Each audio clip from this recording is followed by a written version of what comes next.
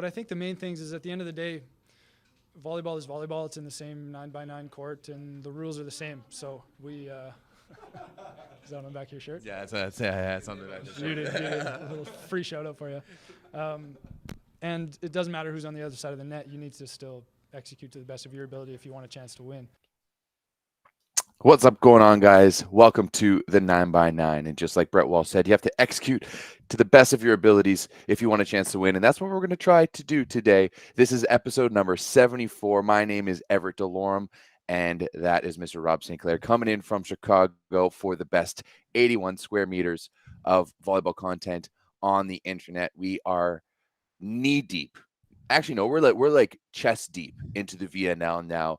Both second weeks are done for the men and for the women. We are gearing up for week number 3 of the VNL women. Of course, we're going to that down as well as recap week number 2. But before that, Rob, we have some overarching FIVB volleyball world news to get down to.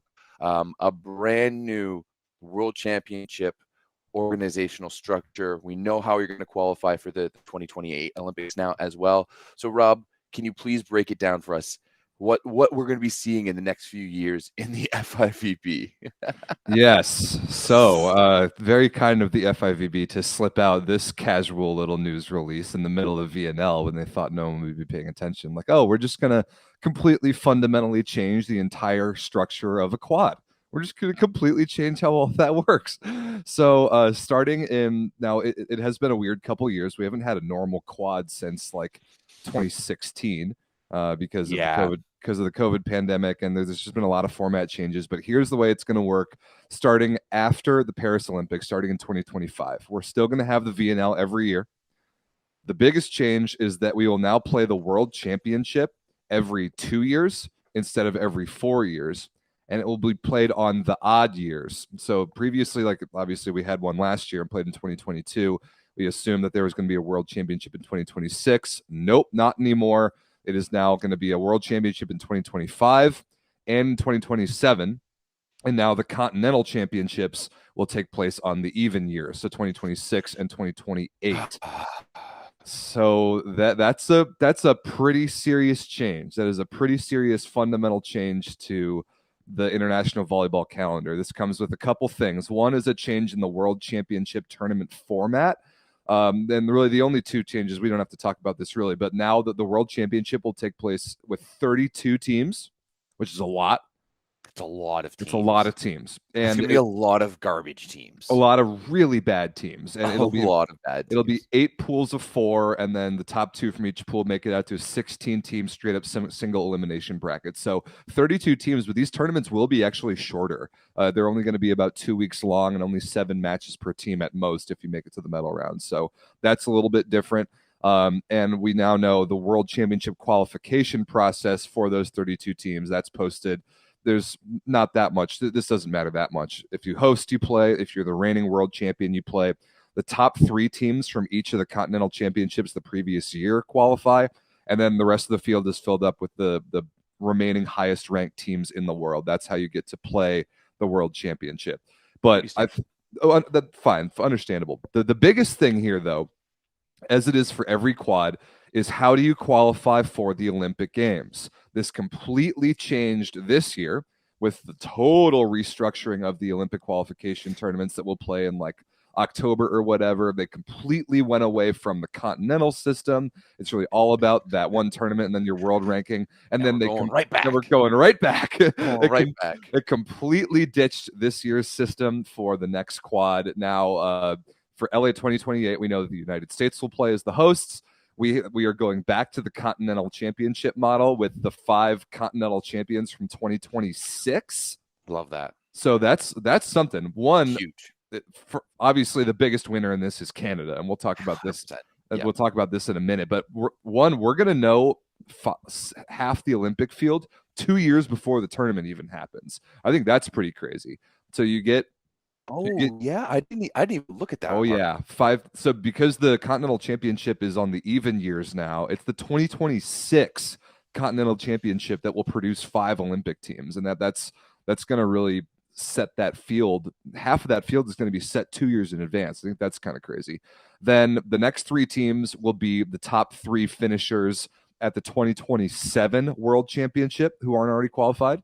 And then the last 3 teams will be the next 3 highest ranked teams in the world who aren't already qualified. And we don't exactly know what the cutoff date is for that yet. But the moral of the story here is that if you can win your continent in 2026, you're going to the Olympics. And I think clearly the biggest winner for that is Canada on both the men's and the women's side, because once again, just like the previous model, you're not going to have to worry about the United States. We're already qualified as the hosts. Congratulations. The women just have to beat the Dominican Republic. The men just have to beat Cuba, and you can both go to the Olympic Games in LA. Men, yes. Men, absolutely. Because it's just us versus Cuba. On the women's, there's a little bit more competition, of course, with the Dominican Republic there. I would still think that the international view is that the Dominican Republic is still the favorite in that situation, right? So we'll have to see how that breaks down. But you're not wrong. The fact that they're changing it back to the continental process for 2028 is huge. It's just, I kind of don't like it how it's inversed. Right? I would much see like world championships determine like the top countries go first, and then we go to the continental model like we had before. But right. You know, I don't like that either. It's neither here nor there. It's just a different situation. I mean, I think in this way, like we're not going to have any African like this year. I don't. Or not this year, but in 2024, are we going to have any African nations represented? We'll have one. Yeah, they're guaranteed to get one. It'll be the highest world ranked team, which is probably Tunisia. So they'll get one, except that the only difference for this next cycle is they'll actually have to kind of earn it. They just got to win your continent and you're in. So there's always going to be one terrible African team in the Olympics. Yeah, but I mean, this is just classic FIVB. There's no other sport that gets together and is just like, what can we change now? Right? let's just keep all of our people on the toes. Rule changes, structural changes, process changes. Let's just change it all. So you gotta love to see that. Also love the picture that they put up. I wish we had it here of just all the FIVB board members and different representatives from the different zones, all wearing either white or blue linen shirts. I thought that was cute. A little bit of uniformity there for the FIVB. They're ditching their usual trench coat uniforms. Yeah, absolutely. Ronnie, you can keep talking in the chat. You guys still won't have found a setter. So that really won't matter. But yeah, I mean, the fact that we're doing world championships, my favorite is this. Wait, I had it up on my computer earlier. Let me see if I can find it. It was how the FIVB was these adjustments are part of the FIVB's ongoing efforts to streamline the international volleyball calendar, aiming to enhance overall fan experience while prioritizing the health and well-being of the athletes as well as the needs of other key volleyball stakeholders. That is the biggest lie I've ever heard. That is just like, no, you don't. You don't give a shit. You don't care about the athletes. Because now with the new point system, you have to play your best guys all the time. No one is ever going to get the only time any team ever got any time off was that one year where there was no world championships and it would be the first year of the new quad. Exactly. Like that was the time and now you're going to have to play VNL and you're going to have to play world championships. And yeah, it's just going to be too much. It's just going to be too much. And I mean, like, also, another thing is like the FIVB is just trying to bankrupt all of the volleyball nations, right? Because the FIVB gets money from the hosts to host, but I guarantee you there is not one country that makes money off of world championships. You're telling me Slovenia and Poland made money from the last world championships? Slovenia had terrible attendance. Right. And I know this from how much money Volleyball Canada loses from hosting VNL. I know there's some stooges in the Discord being like, Volleyball Canada should be making money. No, there's so many expenses. When you're hosting an event like this, you need to pay for hotels, you need to pay for food, you need to pay for transportation. There's so many extra costs that go into it that the FIVB and volleyball world is just like, here, take. This is up to you. Yeah. So it's going to bankrupt so many more of our countries, and I don't think this is going to last long because there's only so many times we can get Brazil and Italy and Poland and the occasional Dutch hosts to host world championships. Yeah, I'm worried here about the athletes. As we always are on this show, we are firmly with and in support of the athletes. Every time there's a stupid discussion about this, our best athletes in volleyball are treated worse than in any other sport, and it's not even close. And all that we're doing with this new calendar adjustment is making the best players in the world play more and run themselves into the ground more, which will ultimately create a worse product. I think the underlying thing here that we've really got to break is that the athletes don't make any money from national team season. The athletes make all of their money from playing club, right? That's where they sign their contracts. That's where they make all their money. The only reason the athletes are even playing these international competitions is because they care about them. They care about playing for their countries. They care about representing. They care about winning meaningful tournaments, including the Olympics, with their country's flag on their chest. But it's not like the athletes make any money from these national team tournaments. The problem is that the FIVB only makes their money on these national team tournaments, and they're running all their athletes into the ground, and they're governing federations, like you said, Everett, into the ground financially, so that they can squeeze more out of every summer with national team. I don't know how possible this is. It's way above my pay grade. But if volleyball players were to unionize, there would never be a chance that this calendar could happen. No chance. Would any athlete allow themselves to be run into the ground like this for literally no money if there was a players union? So the FIVB better pray that nobody's able to pull that off. Them saying that, oh yeah, this is streamlining, not even close to the right word here. Well-being of the athletes, bold-faced lie. Bold-faced lie. I'm excited to hear what Angapeth and Bruno and that caliber of players, because like those are two players who have been very vocal over the years. And we have one guy in the chat saying it's a lie. Players play less games in the new format. It's not even close to true. but it doesn't matter how many matches you play in a specific format. Yes, you play less matches, but now like there's no off season. No, right? Because you need to prepare for that tournament. You need to play that tournament. And every single tournament, every single match counts for world ranking points, which are more important than they ever have been, and I would argue way too important. Way too important. And your summer is now bookended, right? Yep. You have to play VNL right at the beginning of the summer as soon as club season ends, and you have to play world championships or continental championships right before the summer, or right before the club season. And it's going to be interesting to see, because obviously continental championships matter at different levels for different areas. Like Eurovolley is massive, right? Whereas the USA, the last time the USA sent a legitimate team to continental championships was 2017 when they were hosting in Colorado Springs, right? So it's a much different story for different teams. Now, I hope this year the USA will send their A team, but yeah, overall, this. I don't know if this is a great thing for anyone. No, it's bad. Even for the fans, like even for me and you and all the people watching the show who just love to watch volleyball and love to watch national team volleyball. Too much volleyball. It's too much. It's too much. There are too many tournaments. There are too many matches. First of all, you're significantly watering down the value of the world championship.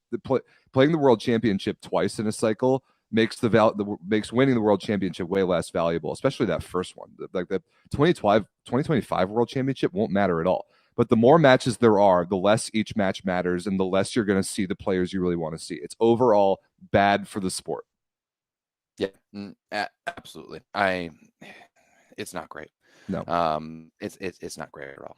And all right. I do want to talk to some players about this. Like the USA doesn't really matter for this quad because we're already qualified. Like our world ranking for these 4 years and our like attempting to win these major tournaments these 4 years doesn't really matter. We're just going to be gearing up for LA 2028. But I want to hear from players from every other country in the world, both like VNL teams, non-VNL teams. Like I want to hear perspectives on this, because if I think if we're right, the players are going to hate this. I think they're going to be forced to play way too much. Yeah, absolutely. All right, Rob, is that enough here about FIVB? I think it is. Trench coats, boomers in trench coats. All right. Well, from potential for future events to what is going on right now, the VNL men have finished week number 2, and there's a few fun storylines going on. Obviously, we see the week's results. Japan, USA, still at the top of that table. We're definitely going to break those two teams down. Brazil, Italy, Poland, Slovenia, all going 3-1. Argentina, France, the Dutch, Serbia, 2-2. Then we have the Challenger Cup down there at the bottom with Canada, China, Cuba, and Iran. Iran not in there, going 1-3. And then the losers of the losers, Bulgaria and Germany, going 0-4. Rob, I want to start by talking about Japan, because Japan is the only undefeated team so far. They had a couple of electric matches this week. First and foremost, beating Brazil for the first time in 30 years. When I heard that, like, that was crazy. Like, that's a crazy stat to think of. Like, when's the last time Brazil or Japan beat Brazil in men's volleyball in FIVB play, considering how storied both those teams are and how they're basically at every event. Like, these two teams have played each other a lot, even though they're not in the same zone. So that's massive. And then the other big one was that 5-win against Argentina, where we saw Ran Takahashi just come up with not only the best performance of VNL on either side, men and women's, but truly just an all-time performance. 32 points. His efficiency was absolutely through the roof. What was his 65% efficiency? 65% efficiency. That Insane. is absolutely unreal. Rob, what do you think of Japan so far? First and foremost, I think this might be the best version of Japan I've ever seen, but do you think they're legitimate? Yes, I do. This is definitely the best Japan we've ever seen. They are legitimate. They have beaten very good teams now. They beat Brazil. They beat Argentina. These are the wins that we've been kind of waiting for them to have the last 3 or 4 or 5 years, since Japan's been consistently good, but maybe not great. Now they've beaten 2 legitimate teams. Argentina is a borderline medal contender, and Brazil is Brazil. And they've now beaten them both, and they've beaten them with just unbelievable performances. And again, this one, just like the Brazil game that we talked about in our last show, they didn't have Yuji Nishida. It was Kento Miyaura again, who was also just as amazing. 27 for 39, like 56% efficiency is nuts. Yuki Ishikawa, brilliant. Japan hit 57% as a team. That's absolutely crazy. Argentina, not bad either. 52% as a team. Like, not the level. Bad. That should be good enough to win you any game. Totally. Hitting 52% efficiency, 58% of the team, although Japan was hitting 68% as a team. It's been incredibly impressive to watch. Both Ishikawa and Ran are 2 and 3 in overall scoring right now in the VNL, just right behind Namir. It has just been absolutely amazing to watch. I do think I've got some stooges on Reddit who are answering comments from like 2 to 3 years ago of me being like, Japan's not that good. Yes, and that's exactly what I said in my reply. Teams ebb and flow. This happens. Right now, Japan is in a fantastic spot. They've done really well by putting some of their top players in foreign leagues and getting to play that foreign style of volleyball with, Ishikawa and Ran and Miura. Doesn't he play in Poland as well? Yeah, he was the backup opposite on Nissa this year behind Tunisian guy. Why can't I have Bentara? Yeah, who's going to Perugia. But for me, there's still a little, like, if you're asking me who looks like the best team in the VNL right now, I'm still going to go with the USA. Absolutely. For a few reasons. First and foremost, Japan's biggest wins on paper are against France. Well, they played a French B team in week number 1, and Brazil, who is not quite Brazil, right? They're not the Brazil of old. This isn't the Brazil that's dominated over the past number of decades. This is a hobbled together Brazilian team. Now, that Brazilian team did beat the U.S. back in Ottawa in week 1, but Rob, you and I were there. That was a Brazilian team. When you're beating up on Cody Kessel, Garrett Matutia, and Jake Haynes, it's not that big of a deal. Do I think Japan is legitimate? Absolutely. Yeah. Do I think they're a medal threat? 100%. But I want to see them get into that medal round first. I still don't think they are a medal threat. I got to be honest. I think that I still think there are 3, maybe 4 teams that are significantly better than Japan who I would pick over Japan if they were to play in the playoffs. And right also, now, I only see 2. I see Maybe the, three. the US, Poland, Italy, and I think even France, if France is able to rescue their VNL, and we'll talk about them in a minute because they Yeah. have not been good so far. But France's starters, all of them, can and should beat Japan. Same with Italy, Poland, and the US. And so I agree. Japan looks awesome. They're really fun to watch. They're 8-0. They look really good. It's probably the best Japan team I've ever seen. However, they have had by far the easiest schedule in the entire tournament through 8 matches. By far the easiest. And And sorry, well, and their guys. they're gonna get Italy and they're gonna get Poland in the final 2 matches of the tournament in the Philippines. I think that will be a little bit more of a good indicator depending on who those 2 teams play.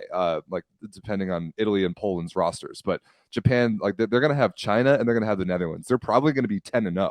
And then those last 2 matches won't really matter for their playoff position. So we might not even be able to draw that many conclusions from it.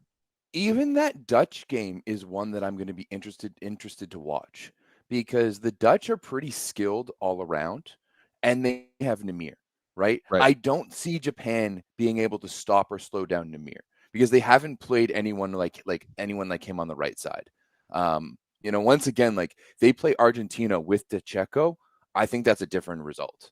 I think Argentina might take that game, especially like they were able to push them to 5 without DeCecco. Dude, I don't know. That's the thing, is that like the offense wasn't the problem for either team in that game. Like both of them over 50% efficiency. Like, does DeCecco make maybe 3 points of a difference in the 5th set? Yes. Maybe, but but serving was the problem in that particular match. Both of them made 20 errors and 4 aces or less. Like every ball was either an ace or a first ball side out. That's not that bad. That's like Cuba's numbers just spread out across 5 sets. Cuba's terrible. Yeah, exactly. That's the point. But yeah, I don't know. I think we're going to see. I am excited. It's too bad they don't play the USA in the group stage. But with everything going down and how the rankings are going to work out, it's going to be very interesting to see who they have to play in the first round of the playoffs. But we will give some props to Japan because they are looking good. But moving from Japan to the USA, Rob, your Team USA 4-0 this week.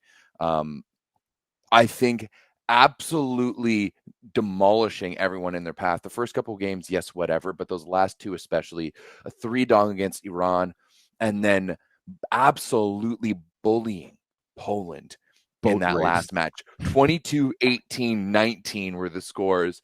It was a bowling ball. They made Poland look bad, and we're going to talk about them in a second. But first, let's talk about the team who looked good. The United States of America looked absolutely fantastic. This is a team on a roll. This is a team on a roll, and I mean, you must be. I mean, I know you're feeling good about it. Oh, but yeah.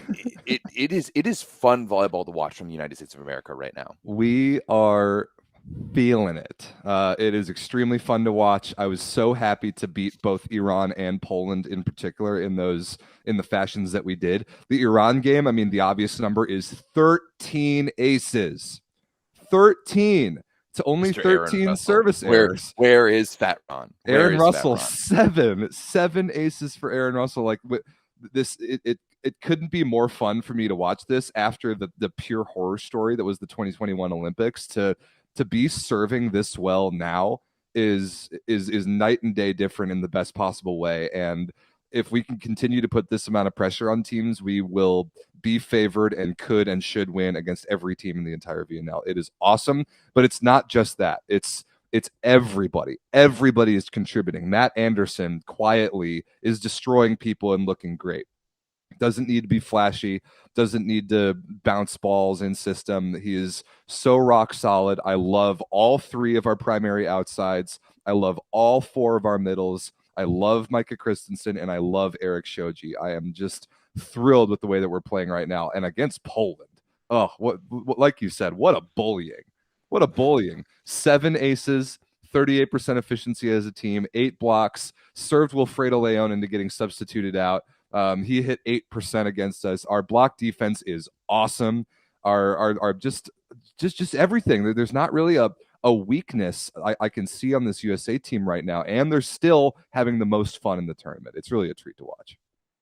Although I'll have to say similar to Japan, and we're going to wait and see if they make it into the playoff, into that battle round. USA is one of those teams that I always find does so well. The reality is, I think that everyone, because it's the USA and just their political place in the world, everyone's going to bring your A game against USA, right? It's they're like Perugia.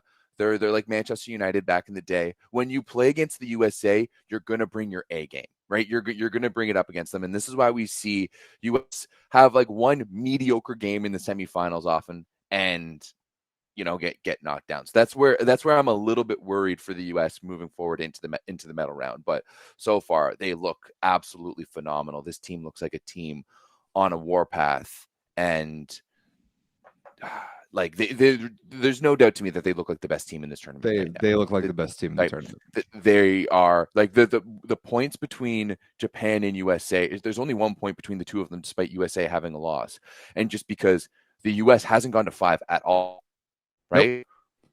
Other than that one loss to Brazil, they've won everything cleanly. They have 6 3-0 victories. They've only lost 4 sets in the entire tournament. It's a lot of 3 dongs. That's a lot of 3 dongs. The most by far of any team. Like the next teams with as many 3 dongs is the Dutch, Italy, and Japan, all with 3, and they've doubled that. So, right now the USA hands down looks like the best team. Music to my ears. They are absolutely flying, and hey, it's fun. I love when Team USA is and we're good. playing at home next week. And honestly, I think that maybe brings like a little bit more pressure. I think it's always tougher. Oh, I absolutely do. Absolutely do. It's always tougher to play at home. Right? When we were talking to Wade Gerard from First Point Volleyball, he was telling us how many obligations that team already has to do. Like you're playing at home, you're not staying at home. Actually, you're probably still staying in a hotel, but there's a lot more distractions. I would expect to see them take a loss in week number 4. I don't see them going through it perfectly. 12-0 in the tournament. That's fine, and even if they do, it's not going to worry me. I think we are playing the best volleyball. I think we absolutely should medal. I think we must medal, and I think that we should win this tournament. I think that's the goal. It's been by far the most seriously the United States men have ever taken the VNL ever. In terms of roster strategy, it is very, very clear that this is the most serious we have ever taken the VNL, and I think that it's going to produce some serious hardware at the end of it. Absolutely. All right, from one team who's taking the VNL very, very seriously to 2 teams we don't know what the fuck is going on. First and foremost, Poland. My goodness, what is happening with this team on paper should be the number 1 team in the world. Well, they are technically in the rankings. There's no doubt about that. But they went to 5 with the 2 worst teams in the tournament, Bulgaria and Germany. They also went to 5 with the Netherlands, which is a little bit more understandable. They got 3 donged heavily by the USA, and then they turned around to beat Italy. I think they're currently sitting in 4th. They're sitting in 5th right now in the standings with 6 wins and 14 points. However, if we were going by points, they would be sitting in 7th, almost on the edge of relegation with only 14 points, as Argentina and Italy are just ahead of them. Poland is what is going on with the Poles right now, Rob? Do we even know? No, we don't know, because they have played the weirdest, most inconsistent volleyball of any good team this VNL so far. I'm basically throwing out all of week 1 because they rolled out a B team. It was never going to be indicative of who they actually were. The results spoke for themselves. This week was similarly up and down. They responded got smoked by the US, and then they beat Italy's A team the following day. So that was a pretty nice response. But you got to remember a couple things here. One is that Poland is hosting the VNL finals. So their performance in the preliminary round technically doesn't matter at all. Even if they get the 8th seed, they're still going to play. They're still going to play in the VNL finals, and they're still going to have a chance to win it if they put the right pieces together, because they still don't have Marcin Janusz. I think that's the biggest thing. Grzegorz Wolmach is not good. I'm sick of watching this man set the ball. I was even getting mad watching him set badly against the US. And as we were destroying them, I was getting mad at watching Wolmach set the ball. It's gross. I don't like it. He's not good. He doesn't do anything well. Firle is coming off the bench, hasn't been as good as I would have liked him to be. That team needs Marcin Janusz badly. The other thing is that they still can't figure out exactly what combination of outside hitters is going to work for them. I don't think that they, with the way Gerbage strategized it this week, I don't really think they learned that much. We saw a decent amount of Wilfredo Leon, and he was really good. I think he was really good in the Netherlands game off the bench. Let me look at the stats. Yes, he was good in the Dutch game off. Yep, off 13 for 18 off the bench, although still a little bit of a serving liability. And then who are the outsides in the Italy game? It was Leon, who was good, 14 for 28. Still a serving liability. It was Leon and Fornal. Okay, so they really did mix and match those three guys, Leon, Bednorse, and Fornal, a decent amount. But we still haven't seen Schlifke. We didn't see that much of Schalpuk this week. And I still have no idea. I don't think we're any closer to knowing who their two starting outside hitters actually are going to be. So Poland's taking all this time to figure themselves out, supposedly, but I still don't think they're any closer to knowing actually who they are. I do think that for Poland, they look at this as a warm-up tournament, right? At the end of the day, the VNL doesn't matter to them. Right. Sure, they're hosting the finals, and that's going to be important. I think they're going to turn the burners on, because the reality with a roster like Poland's and a team like Poland's, you know that you can go into any game feeling confident. Any game, you know you have a chance to win, right? And I mean, it's the same for USA. It's the same for Italy. I would say those are the three teams right now that have that ability. Maybe to less extent Brazil and France, and we'll throw Japan in right there right now because they're playing that well. But you know you have a chance to win.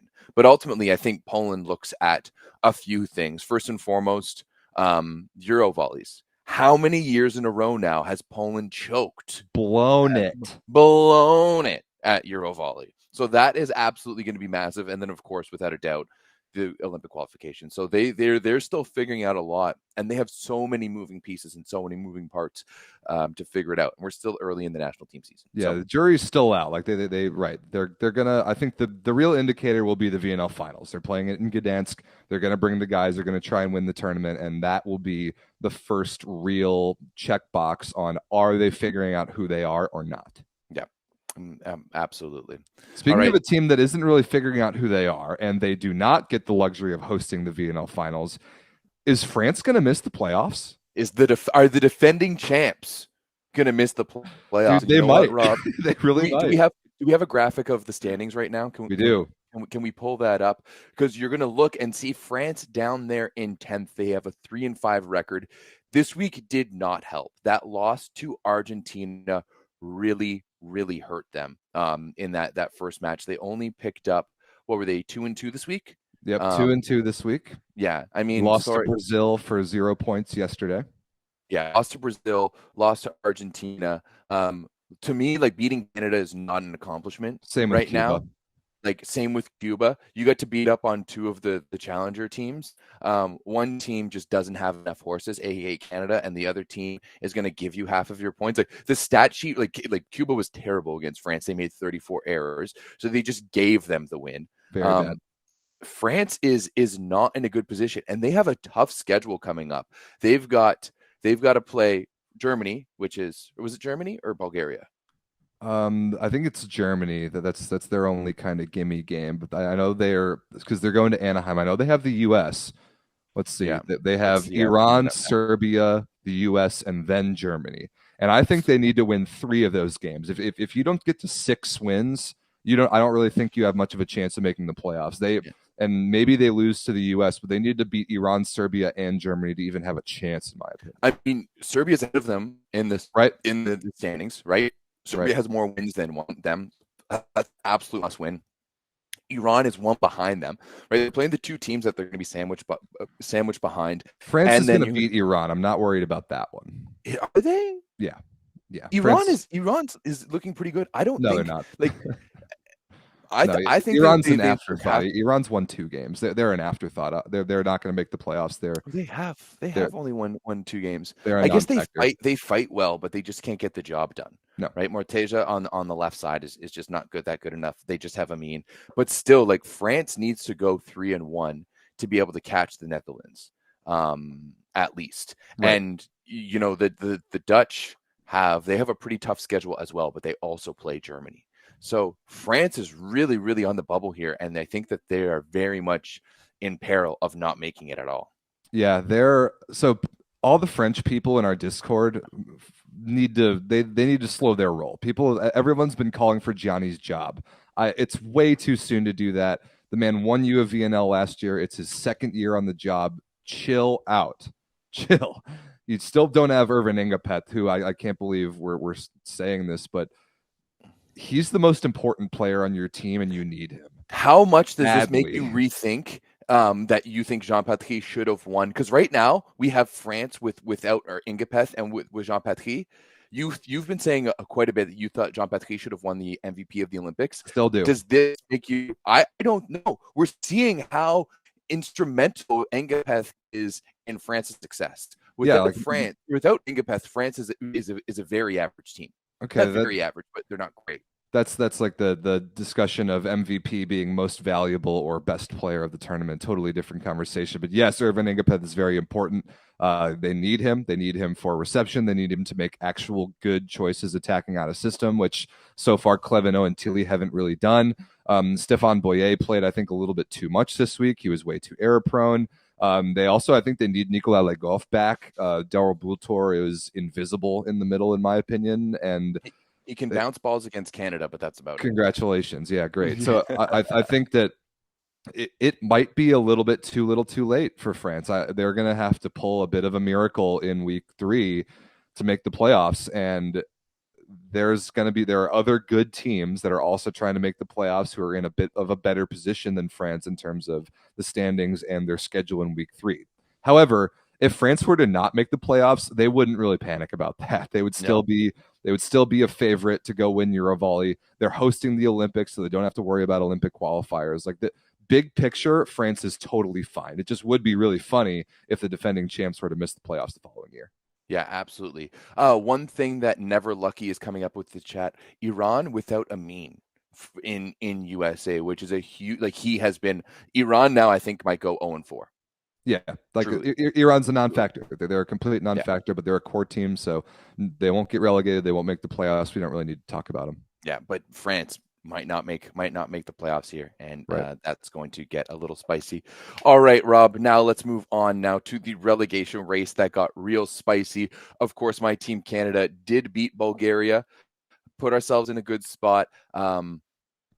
We did play against France. We'll talk about the individual matches in just a second. I thought we actually played pretty well against France. We got 3-dicked. I thought we might be able to get that third set. And if we had that third set, we'd be even higher in the standings right now, because it is so close. If we can pull up the standings at the moment, that last win from China over Germany really, really put us in a bad spot. Cuba winning in 5 over Bulgaria. Those standings there are very, very interesting. It's the standings that you have up are. They're sorted incorrectly. So yeah, these are the Volley Station standings, and they're incorrect in sorting points over wins. It's important to point out that wins matter over points in VNL. So that's not how this is sorted. So Bulgaria with 1 win actually drops down to second to last, and that's going to be the big thing here. But now Canada, like we talked about on our last show on Thursday, like right after the match, Canada's win over Bulgaria was enormous, absolutely huge. But then 2 bad things happened to Canada after that Canada didn't control. One, like you said, was Cuba beating Bulgaria. The other that really hurt was China beating Germany. And that was not good. China beating Germany in 4 as well, getting the full 3 points.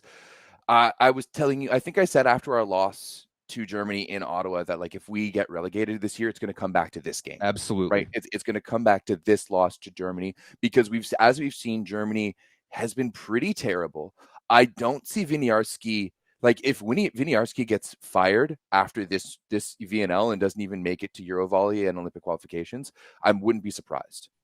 No, I would be surprised. I disagree. I think Germany doesn't care about this VNL. They're a core team. They're not going to get relegated.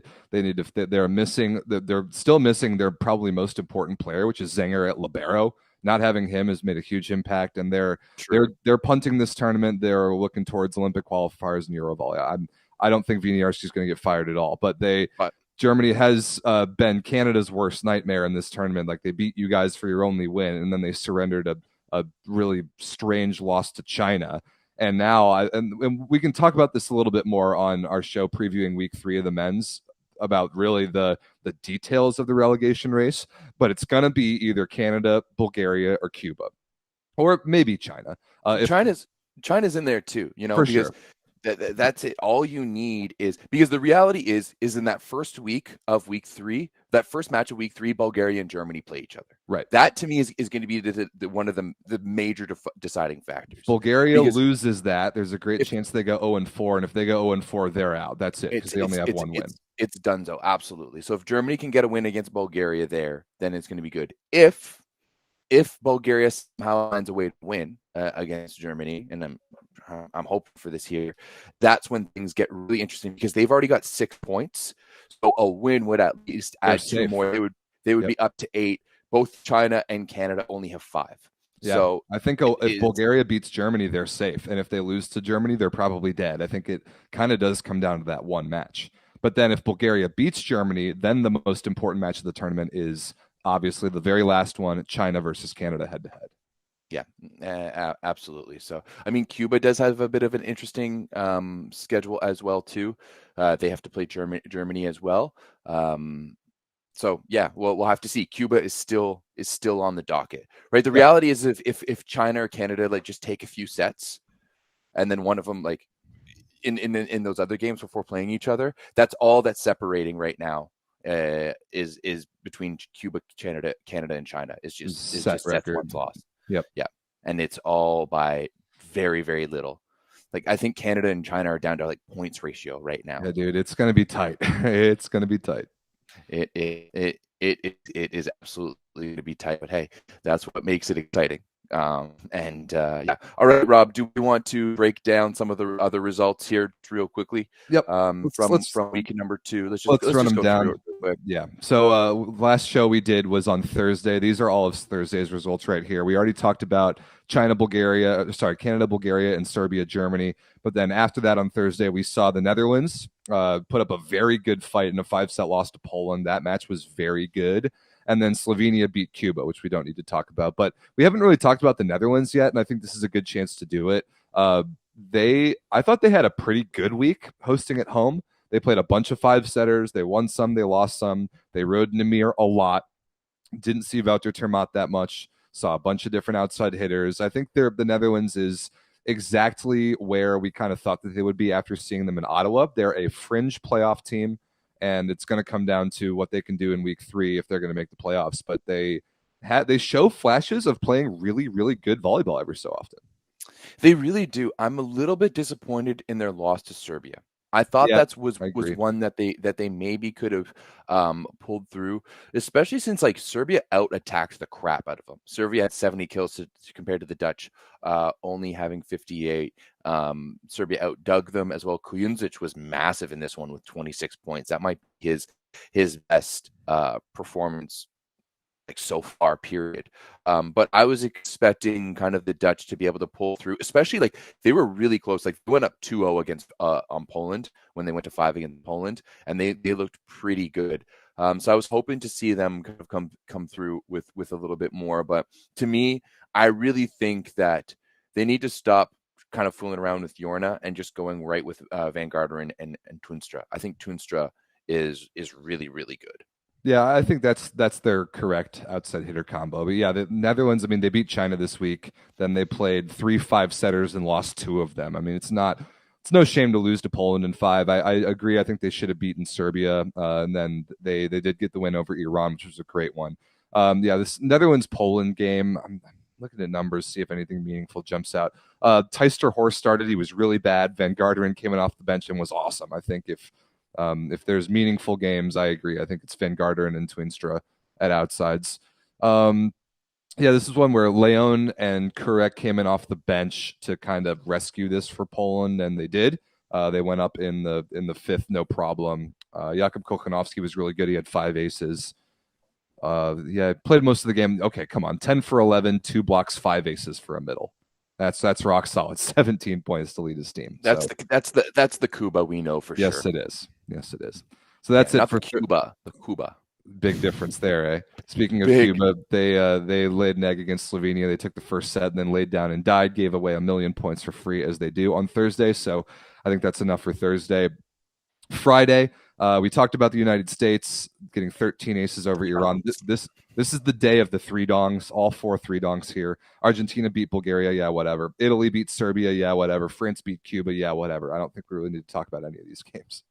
No, it was this day is the 3 chumps. So let's keep it moving. Okay, Saturday, 6 matches. We talked about Japan, Argentina a little bit already. That was insane. The best overall offensive game we've seen all VNL by far. We talked about Poland versus the US, Brazil versus Slovenia. And any takes on this game? We haven't really talked about either of these two teams that much. Honestly, considering how decent Slovenia has been in this tournament, this was only their second loss of the tournament. I was maybe a little bit surprised, but I kind of think that these two teams, like if you're going to play this game 10 times, it's going to end up 5-5. Really, Sure. that's the way I see it. I think Slovenia is really good in a lot of ways. Of course, I think the Rock is better than any offensive power that Brazil has right now, but they don't have a setter like Bruno or Kachopa. Give me either of those guys over Gregor or WRAPUP. So I don't think much to say on this one. It's just as I said, give me this game 10 times, it's going to end different. 5 times. I do like Slovenia. I think that they've been good this tournament. They're 6-2. Their only losses are to Brazil and then a head scratcher against Bulgaria week 1 when they played their bench. I think Žiga Stern off the bench is a decent option at like 3rd or 4th outside hitter. I think he's got some value there. I think Slovenia's top lineup is legit. I'm not sure if they're medal at VNL legit. I think they're definitely a playoff team with their best 7 or 8 guys. But they're I don't know if they're going to punch above that level, in my opinion. Brazil, lots of rotating characters. They've been pretty inconsistent, both individually and as a team, but Brazil is Brazil. They're always going to pull out some Brazil stuff and find ways to beat teams and find ways to win meaningful games. They just have an innate confidence about them. They're Brazil, right? It's like Canada hockey. It's like USA basketball. Whenever they step on the court, you know that they believe that they have a chance to win. Right. So one thing that I'm seeing from the chat is that the Rock did suffer a bit of an ankle injury in that last that's true in that game, and then also too that Namir apparently hurt his shoulder in that last game against Serbia. So that's going to be an interesting one to watch. Yep. I mean, shocker. You played Namir all 4 matches. You set him 60 balls a game and he gets injured. Wow, crazy. So weird because you have Werther Matt on the bench. You have a very legitimate score on the bench for you. Come on, Piazza. We're homies now. Let's figure this out. Let's not try and kill one of the best players in the world. So we already talked about China beating Germany. That was really bad for Canada in particular. Germany's outside hitter position is a nightmare. They absolutely cannot get anyone to play consistently. Let's see, Braun 0% efficiency, Schott 0% efficiency. Yikes. Reichert was fine. Roars was fine. They literally don't have an opposite. They didn't play Weber. They didn't play Buma. What are they doing, Germany? Figure it out. You know, Germany is in shambles right now when their top scorer so far this tournament is Bremer in the middle. Like Bremer is really good. He's really good. He's been their best player hands down for the entirety of the tournament. But he's leading them with 86 points. Weber just behind him with 85, and then Reichert with 81. Yeah, but they put Roars on the right side for this one. Like you have 2 opposites on your team, and why would you not start either of them? I just don't understand. I do think I heard something about Weber getting injured. Weber's always injured. Weber's always injured. What else is new? I know. I remember people in Ottawa they're telling me like, "Oh, I really wanted to see Weber play," and I was like, "Why?" He hit cross and sharper cross. Like he just goes underneath the block really, really well, but he's not dynamic. Like I don't get it. So we've already talked about Germany enough, and then of course we talked about France 3-donging Canada. I thought overall it was a good performance by us. I would have liked to see maybe a little bit more Matthias Elser in there. Get some other guys in. To me, like we just need to rest Nick Hogue a little bit, right? I know he's not the best option. He's an option that we need to have though to win some games from time to time. Like we need to play him against China. Although I do think that Elser might because Elser's not the most physical guy. I think he could match up against China. We'll have to see. But I would have liked to see some of our young guns. But I mean, it is what it is. Whatever. It was a good win for France at home. Made them feel good.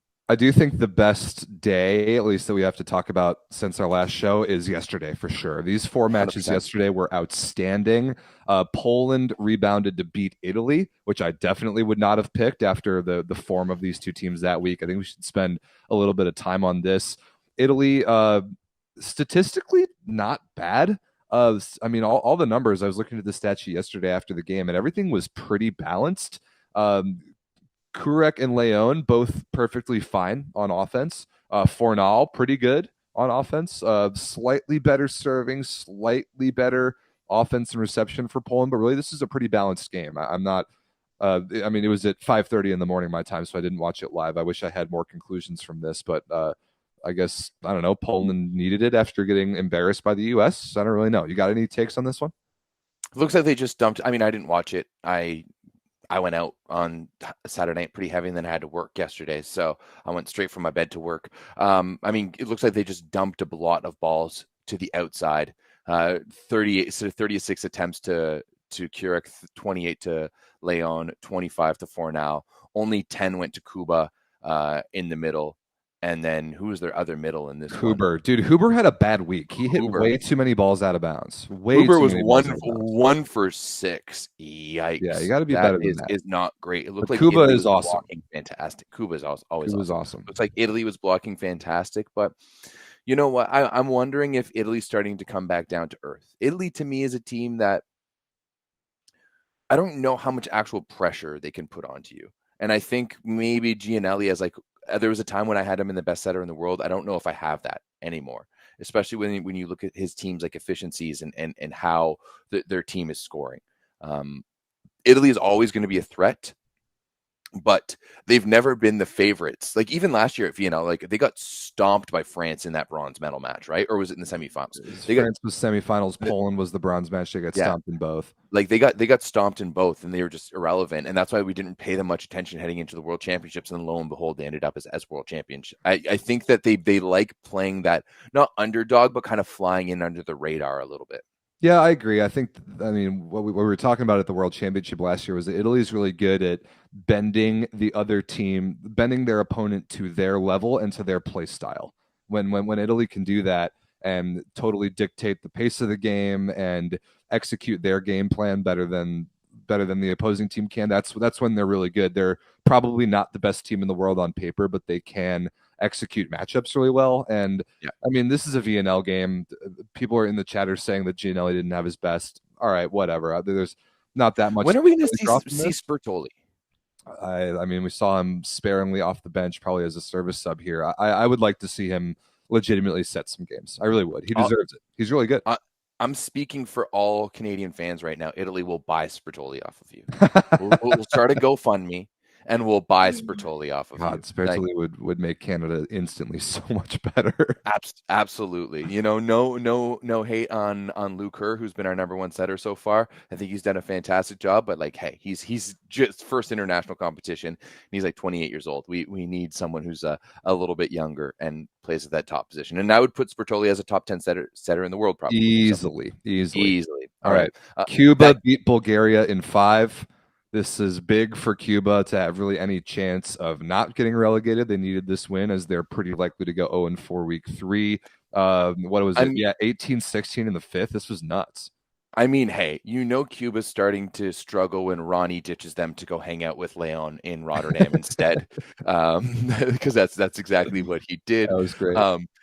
They just dumped a whole bunch of volume here to Herrera and Lopez. I saw that Herrera ended this match with an ace, and he had 6 of them in this match, which is not surprising when you have the worst passer in VNL on the other side of the net in Alex Nikolov. But it was actually Salparov, who the ageless wonder, or I wouldn't say ageless, he's looking pretty old out there, getting aced 5 times. I couldn't even believe that Salparov was back on this roster. I thought he retired a decade ago.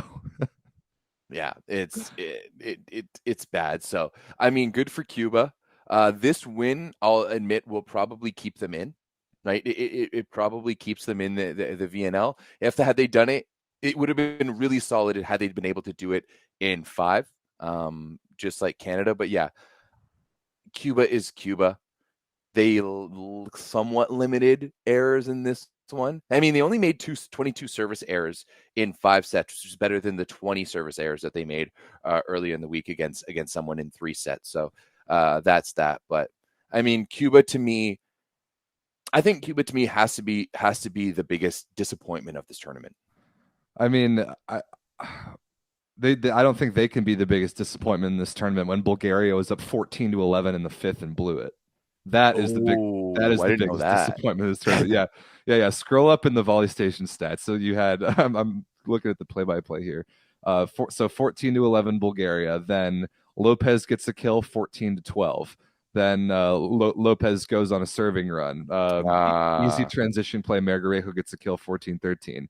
Then Margarejo again in transition, 14-14.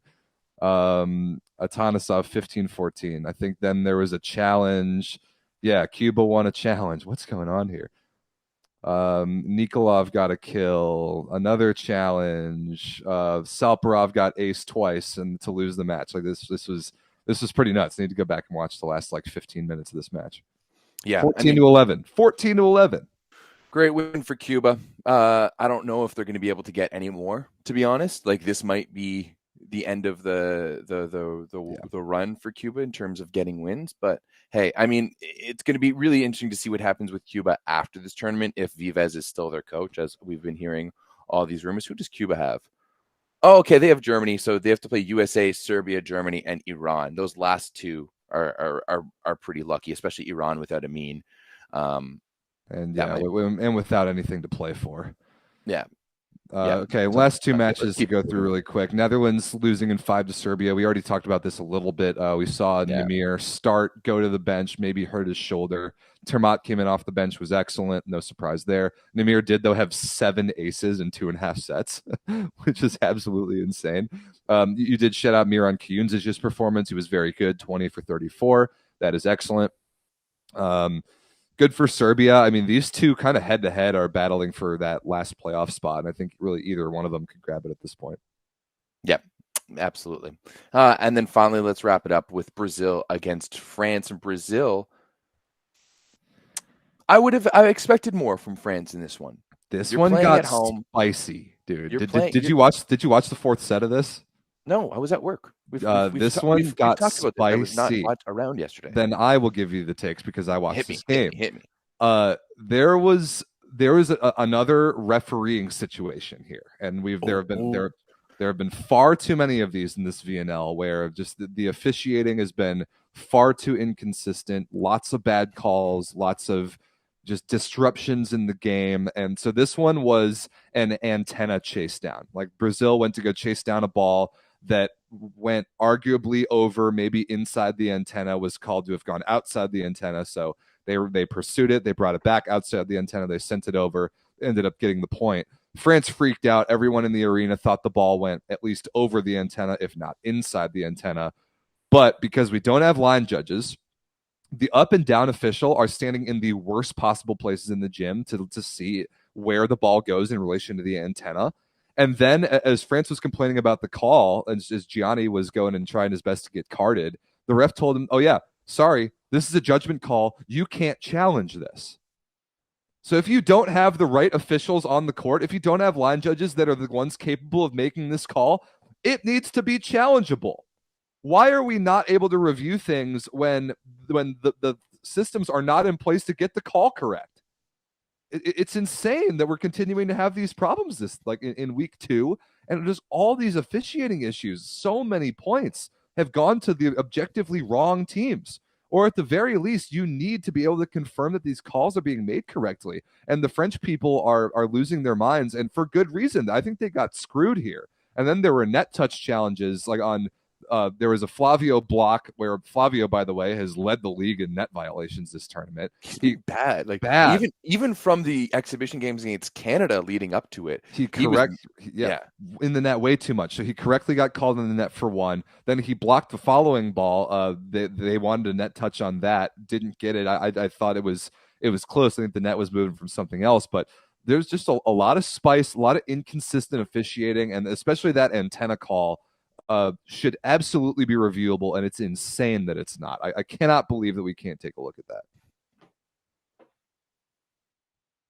Boomers, trench coats. It just seems to me like something that should be able to be done through Bolt 6, whatever, like Hawkeye, Bolt 6, whatever we have now.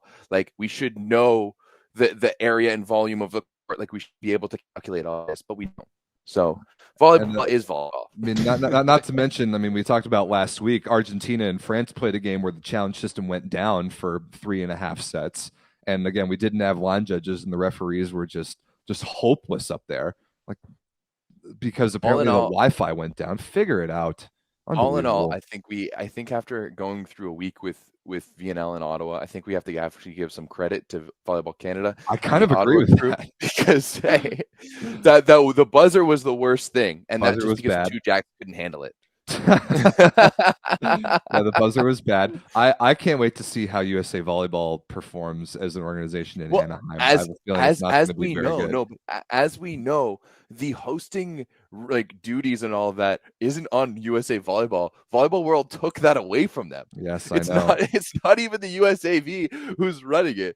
Like it is Volleyball World who is coming in and running this event because they don't want a Shreveport Bossier City. If they're the more or Chicago situation, if they're the more competent entity, that's a big problem.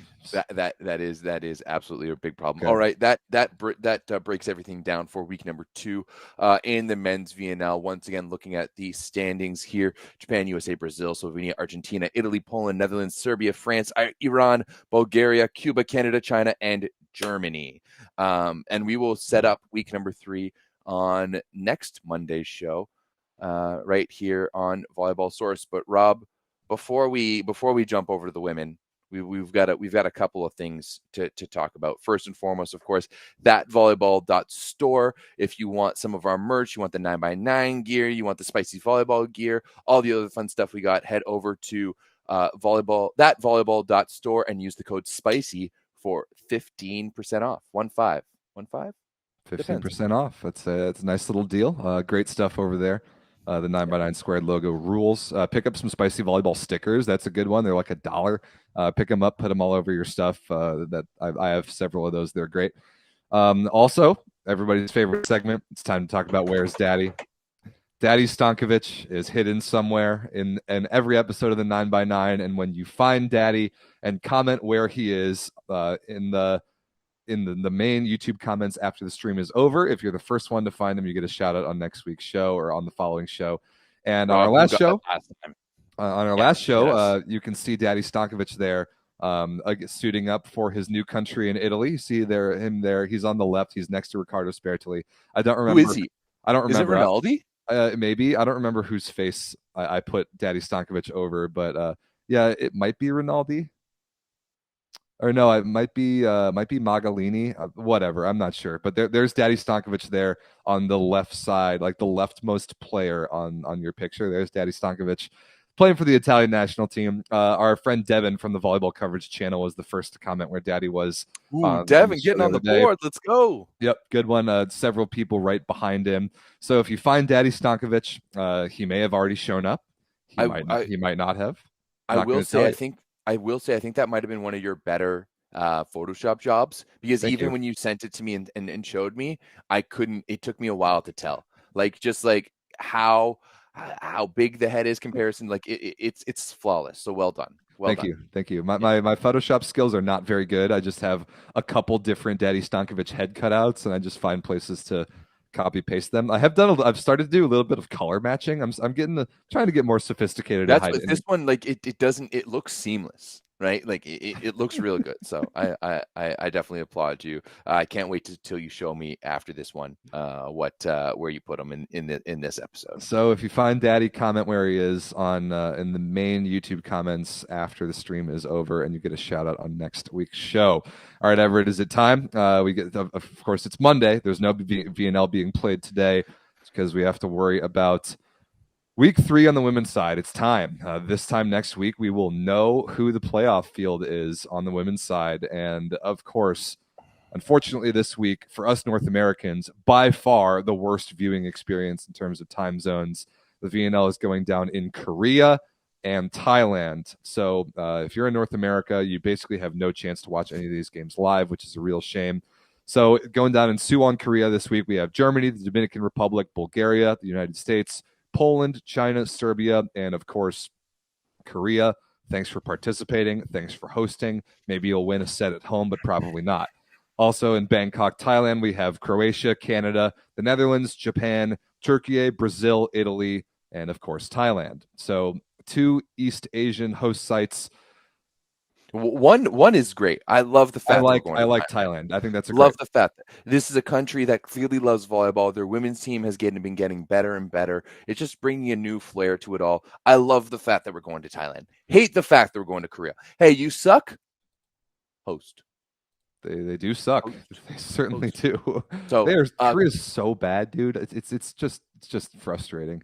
No sets won. Their ratio is absolutely terrible, like in everything. And instead, Bulgaria is going to get relegated just because Korea's got that money. However, Bulgaria's been bad. I've got a nice little graphic prepared for the women's relegation race that we'll talk about in a second. But first, I think we should talk about some rosters. We don't need to talk about every team because it's week 3 and we kind of know what the teams have done at this point. But there are a couple notable moves. The first and probably most important, like you saw featured on our thumbnail of the show, Tijana Bošković is back. Tijana Bošković is back for Serbia. She is going to try to rescue her team's season or tournament and get them into the playoffs. Right now, Serbia sits in 9th. They are tied with Canada and the Dominican Republic at 3 and 5. And I think they need to go at least 3 and 1 this week to have a chance to make the playoffs and defend their bronze medal from last year. So Bošković is back, as is Maja Ognjenović. So what are they going to do at setter? That's going to be very interesting, but at least they get one of the best opposites in the world back to try and make the playoffs. However, it's worth pointing out, Everett, the last we saw of Tijana Bošković, maybe the last 4 or 5 matches of her club season with the Zajabasha, she was not very good. Not very good in the Sutnar League final, not very good in the Champions League final. So hopefully some time off has done her well. Otherwise, Serbia might miss the playoffs. Traditionally, she has looked very good with Serbia. And then when you look at Serbia's schedule, too, it is fortuitous. It is in their favor. Sure, they have to open things up against China. That's not only one of the best teams they have on their schedule, but one of the best teams so far. But then Germany, Dominican Republic, and Bulgaria. 3 teams who, if I'm not mistaken, aren't even in the playoff race. So I think that Germany is. Germany is, yeah. Yeah, Germany is still Germany's 6th, but Serbia should beat all 3 of those teams, no problem. Yeah, I would expect. So if Serbia wants to be Serbia and be a team, I want to see them go 4-0 this week. Yep, very possible. I want to see them go 4-0. If they get 4-0, they can make it up to 7 wins. I think that's a team that's definitely going to be making the playoffs. Yep, 7 and 5 is definitely going to be good enough for the playoffs. And Serbia with Bošković, I agree. Even against China, they match up well there. They should beat the other 3 teams. I think they easily could go 4-0. Good time to bring Bošković back. We'll see what kind of form she's in. Speaking of meaningful Zajabasha opposites, Samantha Fabrice and Bojana Butigin are both back for Croatia. We've been waiting for Croatia to try and figure it out, get their 2 best players to try and avoid getting relegated. And just in time, Croatia right now at 2 and 6, they get their 2 best players back to try and avoid getting relegated. I think that could be pretty massive. Yeah, but when you look at Croatia's schedule, it is not easy. The first 2, maybe a little bit easier. Canada's going to be a toss-up. I'm honestly going to pick us against Croatia right now. I think that's a no-brainer, the way that Canada has been playing compared to Croatia. Even with adding those 2, I still think I'd pick those. Then they got the Dutch team, and as we've talked about, even though they're a core team, they are doing a little bit of rebuilding. But then Italy and Turkey. I think Italy, depending that B team roster, I'm not sure, but I still think it's a toss-up. So I think a win at this point is massive. A win at this point will give them 3 wins. Bulgaria's only got 1. So, but I don't know if that's actually going to help them get anything more on the schedule, because they could conceivably go 1-4 this week as well. They could. Don't worry, we're going to talk about the relegation race in much more detail, but I thought it was worth bringing up the roster. Once again, they had both of those athletes at the World Championships, and they lost to Korea at the World Championships. They did. So anything's possible here. They did. Very bad performance. Very bad. Speaking of players that are back, it is about time. I'm very excited because Gabi Guimarães is back for Brazil. Great news. Very excited to watch her. I mean, Brazil's 6-2. They're going to make the playoffs, but they could potentially go 4-0 this week. I actually would probably pick them to do so. And I mean, Gabi's awesome. She's so good, and she's going to kind of fill the only hole that Brazil has even sort of had this VNL so far is outside hitter play and maybe a little bit of reception, and she is absolutely world class in both. I'm excited to watch her. Yeah, but they've got four good games, like 4 solid teams out there. So it's going to be fun to watch. I do think that Gabi might be my favorite women's player to watch. She's awesome. She's so fiery. The way that she plays, like men's volleyball is so dominant by just dominant right sides at the moment. I love like that she passes, she plays defense, she's fiery, she's a good leader, she's explosively offensive. Love it all. Love having Gabi back. Passes 2/3 of the court and is the best offensive player on their team. Yeah, she's crazy valuable. So she's back. What's up for pound? She might be the best volleyball player in the world right now. Ooh, she's in the conversation for sure. She's in the conversation for sure. Sure. Okay. Right? We talked about Italy. They've still got the B team. Still no Oro. Still no Antropova. Still no Bossetti. Still no Pietrini. Still just a whole lot of B team for Italy. However, I mean, they did go 4-0 week 2 with a bunch of 5 setters. So they're 5-3. There's a chance that they could still squeak their way into the playoffs somehow. But I don't think Italy really cares. If they really cared, they would bring a couple good players back this week. But they're not. It's a B team. Whatever. Honestly, my biggest example of why we should have an off season is watching Alessia Oro just live her best life right now on Instagram. Looks like she went to Argentina for a little bit to hang out with Checo. They're running some camps together, which imagine going to a camp and you've got like basically the 2 best sets of hands in the world, and Checo and Oro coaching you there. Like, that's phenomenal. Then she was going to Pride and Cagliari, hanging out on a boat, peppering. Like, Alessia Oro is just living her best life right now, and I'm here for it. Right, I love seeing volleyball players outside of a volleyball situation. So and get an off season, man, must be nice. It must be nice. So yeah, the Italy, do what you're going to do. You know that once you bring back Oro and Agonu and Sila and everyone else back in for Eurovolleys and Olympic qualifying, that it's going to be legit. Yep. So yeah, Italy with the B team. Japan, basically the same team, but they do get Satome Fukudome back at libero, who we both really like. She was unbelievable at the World Championship last year. So other than that, Japan's the same wings, same setter that we expect. Big omission this week. No Melissa Vargas for Turkey. Very interesting. So it'll be Ebrar Karakurt's spot. But Turkey is 6-2. They're gonna make the playoffs. They can afford to give Vargas a week off. She's done a great job carrying their offense the first 2 weeks. I actually kind of like this move. Rest her up to try and win the tournament in the finals. Absolutely. It's a long year. You have who, like, up until this point was a legitimate, like, big contender on the right side there. Although I would almost like to see, like, if a big brain move by Santarelli would be put whoever is, like, I don't even know who her backup oppo is in place of Vargas. Like, who are they bringing? They bring Karatasu. No, they can't bring Karatasu. No. And just keep Karakurt on the left side. Right? No, but like, seriously, like, give her more reps on the left side, make her pass a little bit more, get her comfortable over there, because that's where you need her long term, right? Give more. Don't put Karakurt anywhere, because you know what you're going to get from her on the right side, right? And you know that you're going to be able to move her back at any point and get that.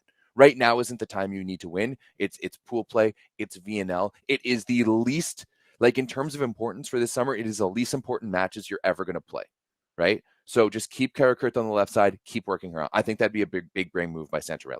It would be a big brain move. Turkey does have a tough week, though, schedule-wise. They've got Japan, then they've got Thailand in Thailand. I think that they can still win that. Then they've got Brazil. Then they have the free win against Croatia to finish it out. So yeah, we'll kind of see what they do. I think that take isn't that crazy. Yeah. The only other team we really need to talk about the roster is the USA, because this is the closest thing that we will see to the American A team all tournament. So we got everybody back. We got Lauren Carlini back. So Carlini and Hancock the setters, Drews and Thompson the opposites. The outside hitters I think are interesting. It's Ali Franti, Cara Bayama, Catherine Plummer, and Kelsey Robinson. So no Khalil Lanier, who's been unbelievable all tournament, but maybe she'll take a week off and show up in the finals. At least I hope. No Chiaka Bogu is really the only player missing. I heard she tweaked her knee. I hope she'll be fine to play in Texas. But this is the closest thing to the A team we've seen so far for the USA, and it hasn't really mattered. We've still been really good. So I expect the girls to have a good week. It is a loaded week with 3 playoff teams. You've got Poland, who's the other top team so far. China's been fantastic. And then Germany, who's been putting together a pretty solid run. The only gimme there is going to be Bulgaria. Yep. But yeah, you know what? I have not worried in the slightest about Team USA at the moment. Nope. They look good. Maybe not quite as good as the men, but still look pretty good. And I mean, we know how dangerous they are at all times. You can run that lineup, and you know what, I think Karch does a much better job at running that lineup than Gerbich does. So, hey, it's fun to watch. Unfortunately, we're not going to get to watch any of these. These games are all 2:30, 2:30, 4:30, 4:30, all those times Eastern. Brutal. Not ideal for North American fans there. So let's take a look in a little bit more detail at the relegation race. This is big. So we've got the 5 challenger teams. One of these 5 will be relegated, and it sure as hell isn't going to be Poland, because Poland is 7-1. They look outstanding, so you could ignore them. So what we've got on the screen is team. I think this will be. Sorry, go ahead. The team, their record, how many points they have. But again, matches won is more important than points, and then who their 4 opponents are this week. And I think that's how we can kind of put this into a picture, and we'll be able to catch up on this in our next show on Thursday. But you see Bulgaria, they're 1-7. However, they get Korea first. So I think that's going to make this even more interesting, because if Bulgaria wins, which they should, they get 3 points. They'll be at 2 wins and 8 points. And then the pressure will be on Croatia at that point. Yeah, absolutely. And as we talked about, Croatia does have a pretty difficult schedule this week. So, all in all, I really think it's just about those 2 teams. Who does the Dominican play this week? Germany, Korea. So free win there. China, and then Serbia. So okay, Dominican will beat Korea easily. So I think they'll get to 4 wins. That'll be no problem. Canada, even if you girls do go 0-4, which like maybe losing to Croatia, but I doubt it. 3 wins is you're safe. You're safe at 3 wins. It's going to be either Croatia or Bulgaria. And if Croatia beats Canada, I think they're safe, because Bulgaria will beat Korea. So I think the pressure's on Croatia, and their best chance for a win is either Canada or the Netherlands in their first 2 matches, probably. Yeah, I agree. I mean, and for Canada's side, we have to play both the Netherlands and Croatia. We've got Croatia, Brazil, Italy, and the Netherlands. Honestly, could beat the Netherlands. I think there's a potential of us going 3-1 this week. I don't know about Italy's B team. Italy's B team. That. We're like what? Like how many? I guess we're two wins behind Italy's B team, but still, like I don't see like Italy's B team is a beatable team for us. I think 2-2 would be. We beat Serbia. Yeah, you beat a bad Serbia week 1. I mean, if Canada goes 3-1, then we could be talking about the playoffs. And now you got 3 teams at 3-5 right now: Canada, Dominican Republic, and Serbia. And I think Serbia is going to go 4-0 this week. So Canada is going to have to be pretty darn good to make the playoffs. But in terms of relegation, I think Canada is very safe. Absolutely no concern. Yeah, we're not getting relegated. Nope. That's fun to say. I absolutely love that. And I think the playoffs is a little far off, just because there is that 2-match gap between Italy and Japan, who sit in 7th and 8th. I think Serbia is probably the best case. If any team is going to be able to jump through there, I think it's going to be Serbia. But still, I do think that at least 2-2 is definitely, like, if we do anything less than 2-2, I'll be disappointed.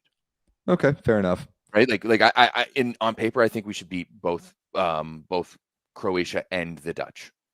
I do agree with that, and it is nice. I assume it must be nice to be talking about Canada and like, all right, here are these matches that we should win. We want these wins for just really moral victories and to feel good about where we are as a team, and not having to be worried about being relegated at all is probably a pretty nice spot to be in.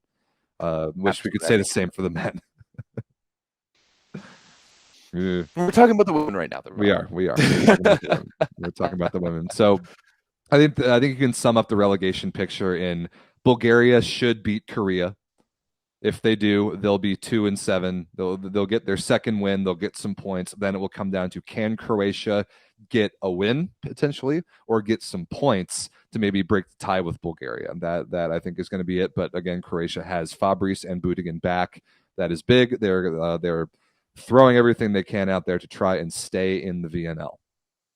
Yeah, absolutely. Well, that's what it's going to look. Anything else do we want to talk about? No, I think that's about it, right? Yeah, for we can run down the first couple days worth of match schedule really quick.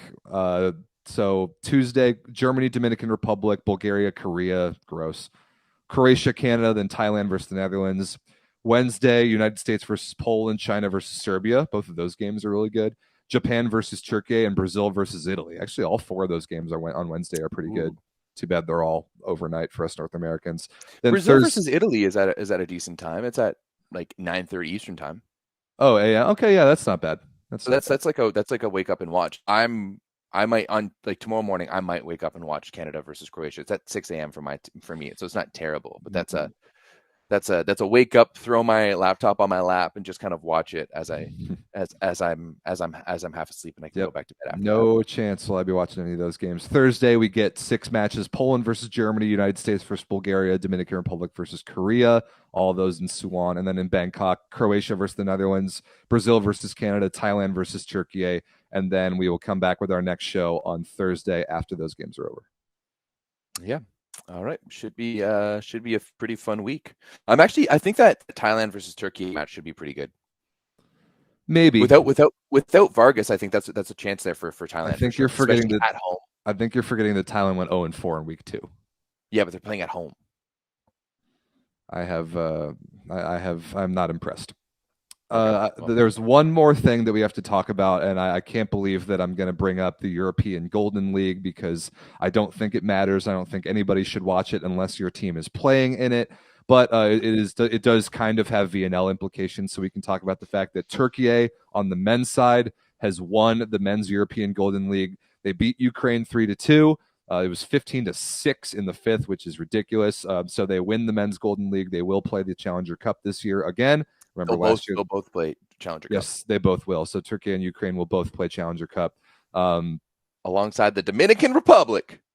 Great, good for them, whatever. I know that Adis Lagumja didn't play well. Some guy named Khan something came off the bench at opposite and played well for Turkey. Great, good for you guys. Go to Challenger Cup and win it. Then we can talk about something meaningful. So that's it for men's Golden League. I actually do think, though, we should talk about women's Golden League a little bit. Thing number one is, why is this tournament a different format than the men's? Stupid. Very stupid. Play the same format. This one is the Golden League women's is home and away. The Golden League men's was just one match in the semis and finals, so I don't understand why we're doing that differently. Sweden is playing Belgium on the women's side right now in the Golden League semifinals. First leg of the semifinals, Sweden beat Belgium 3-2. Isabel Haak was obviously the only player that mattered. But we got to talk about Belgium, because there are two important things here. One is that Belgium's head coach, some guy named Geert van den Broek, who has been scrutinized the last couple years, he's been suspended for a year for being emotionally and occasionally physically abusive to his players. And kind of like we were talking about last year when Belgium was in the VNL, they only had Britt Herbots and nobody else. And there are other good Belgian female players out there who have refused to play for this guy.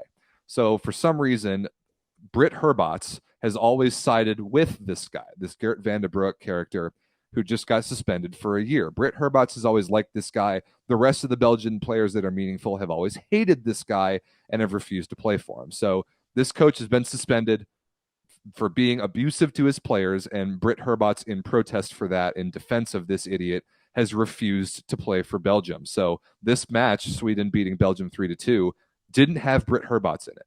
So take that for that's what why Isabel Haak scored 38 points. 38 points is a lot, but I mean, you would think that Sweden should be able to beat Belgium without Britt Herbots a little more convincingly than overtime in the 5th. So that's what's going on with Belgium right now. I don't know anything more than that, but from everything we hear from everybody not named Britt Herbots really hates this coach, and I think maybe there's something to that. Yeah, I mean, obviously, I don't know enough about it. It's always like questionable to me when you have someone who's like standing up for a coach like that. So yeah, it kind of goes, half and half. I don't know enough about the Belgian system or their coaches. All I know about is Britt Herbach. I mean, just looking at this box score here, looked like it was an interesting game. At least, I mean, the Dutch still have some decent players. You know, Celine Van Gestel, based mainly being the other one who scored 20. But man, Isabel Hawk, and you know that's another Hawk. Yeah, Anna Hawk, Anna her Hawk. sister. All right, let's hawk it up. I think she played. I think she played university in the NCAA for a hot second, if I remember right. I don't remember where. Let's check volleyball. Anyway, yeah, Isabel Hawk is really good. Breaking news. We'll see if Sweden can. Breaking news. Isabel Hawk is really good. Really good. Yeah, great. So we'll see if Sweden can beat Belgium again. I think on the other side of Golden League, it's Ukraine and the Czech Republic. This to me is the real final. This semifinal is the real final. Exactly. So maybe Sweden can play Challenger Cup. Maybe we can get Isabel Hawk and VNL next year. That'd be pretty cool. But I think that's more than enough conversation about the European Golden Leagues. It's VNL. Nonstop action starts basically overnight tonight over in East Asia, both Korea and Thailand on the women's side. We will be back on Thursday as sort of our midpoint show for women's VNL, as it will be increasingly clear the playoff picture and the relegation picture. That will be very fun to break down. Real quick, Anna Hawk, she played at Miami and then Marquette from 2015 to 2019, and then played in France for a few years, but she's going to play for Cuneo next year. Nice. Good. The more you know. The more you know. All right, Rob, is that it for us? I think it is. All right, guys. Thank you very much for tuning in. First and foremost, make sure to head over. First and foremost, like this video. We've only got 43 likes. You guys have been killing it with the likes recently. The numbers have been fantastic. We appreciate you. So make sure you like this video, because otherwise you need to head over to thatvolleyball.store to buy some of our merch. Use the code SPICY for 15% off. And where's Daddy? We've already had some of you stooges tell us in the chat. Make sure you have to wait until after the show to go let us know. And we had somebody pointing out, oh, Daddy Stankovic is next to Spertoli in this Italy photo. Yeah, that's because I told you he was there. That's because this was from our previous show. So Daddy Stankovic is somewhere else. There also are people like, wait, who is this guy? Why are you talking about this Daddy guy? Well, this is Dragan Stankovic. And why do we call him Daddy? Just look at him. Just look at him. Why Daddy. do you think? Why do you think we call him Daddy? That's appropriate for Pride Month, to be honest. All right, people. Thanks for watching. We'll be back on Thursday. Enjoy VNL. Join the Volleyball Source Discord. Link is in the description. And yeah, we'll see you on Thursday.